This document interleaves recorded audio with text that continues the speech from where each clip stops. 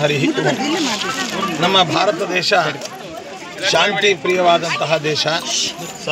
ಈ ದೇಶದಲ್ಲಿ ಕ್ಷುದ್ರ ಶಕ್ತಿಗಳು ಅದೇ ರೀತಿಯಾಗಿ ಉಗ್ರವಾದಿಗಳು ದೇಶದ ಶಾಂತಿ ಭದ್ರತೆಯನ್ನು ವಿಧ್ವಂಸಗೊಳಿಸುವ ರೀತಿಯಲ್ಲಿ ಇತ್ತೀಚೆಗೆ ನಮ್ಮ ದೇಶದ ರಾಜಧಾನಿಯಾಗಿರ್ತಕ್ಕಂತಹ ದಿಲ್ಲಿಯಲ್ಲಿ ಮಹಾಸ್ಫೋಟವನ್ನು ಮಾಡುವ ಮೂಲಕವಾಗಿ ಪ್ರಾಣಹಾನಿ ಅದೇ ರೀತಿಯಾಗಿ ಆಸ್ತಿ ಹಾನಿ ಜೊತೆಯಲ್ಲಿ ಶಾಂತಿ ಭದ್ರತೆಗಳ ಒಂದು ನಾಶವನ್ನು ಮಾಡಿದ್ದಾರೆ. ಇದನ್ನು ನಾವು ಅತ್ಯಂತ ತೀವ್ರವಾಗಿ ಖಂಡಿಸ್ತಾ ಇದ್ದೇವೆ. ಯಾಕೆ ಹೇಳಿದರೆ ನಮ್ಮ ದೇಶವು ಯಾವ ದೇಶದ ಮೇಲೂ ಕೂಡ ತನ್ನಷ್ಟಕ್ಕೆ ತಾನೇ ಹೋಗಿ ಯಾವುದೇ ಉಗ್ರವಾದದ ಕೃತ್ಯವನ್ನು ಅಥವಾ ಯುದ್ಧವನ್ನು ಅಥವಾ ಮತ್ಯಾವುದೇ ದಬ್ಬಾಳಿಕೆಯನ್ನು ಮಾಡದೇ ಇರುವಂತಹ ಏಕೈಕ ದೇಶ ನಮ್ಮ ದೇಶ.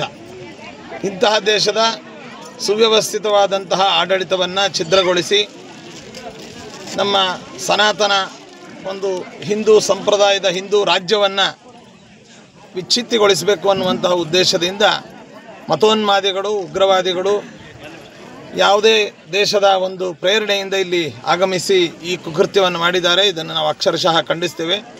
ಜೊತೆಯಲ್ಲಿ ಕೇಂದ್ರ ಸರ್ಕಾರ ಮತ್ತು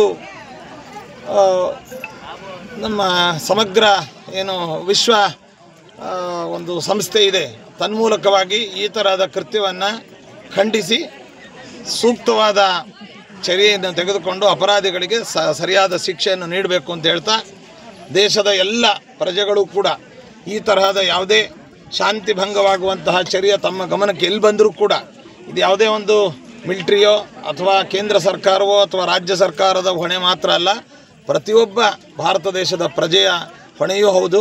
ಅಂತಹ ಯಾವುದೇ ಅನುಮಾನ ಆತಂಕಗಳು ಕಂಡು ಬಂದಲ್ಲಿ ಅಥವಾ ಅದರ ಸೂಚನೆಗಳು ದೊರೆತಲ್ಲಿ ಸೂಕ್ತವಾದಂತಹ ಭದ್ರತಾ ಇಲಾಖೆಗೆ ಅದನ್ನು ತಿಳಿಸುವ ಮೂಲಕವಾಗಿ ಮತ್ತು ಜನರು ಕೂಡ ಆ ಒಂದು ಕೃತ್ಯವನ್ನು ಪ್ರತಿಭಟಿಸಬೇಕು ಅಂತ ಈ ಮೂಲಕವಾಗಿ ನಾವು ಕರೆಯನ್ನು ನೀಡ್ತಾ ಇದ್ದೀವಿ. ಪರ ವಿರೋಧ ಅಂತ ಪಕ್ಷಗಳಲ್ಲಿ ಅವು ಭಾಳ ನಡೀತಾ ಇದ್ದಾವೆ. ಅದು ಯಾವುದು ಇದರ ಸಂಬಂಧಪಟ್ಟಂಗೆ ಪರ ವಿರೋಧ ಭಾಳ ನಡೀತಾ ಇದೆ. ನೋಡಿ, ದೇಶದ ಶಾಂತಿ ಭದ್ರತೆ ವಿಷಯದಲ್ಲಿ ನಮ್ಮ ದೇಶದ ಎಲ್ಲ ರಾಜಕೀಯ ಪಕ್ಷಗಳು ಕೂಡ ಒಂದಾಗಿದ್ದು ದೇಶದ ಭದ್ರತೆ ಶಾಂತಿಗೆ ಪರಿಶ್ರಮಿಸಬೇಕು. ಇಲ್ಲಿ ರಾಜಕೀಯವನ್ನು ಮಾಡಬಾರ್ದು.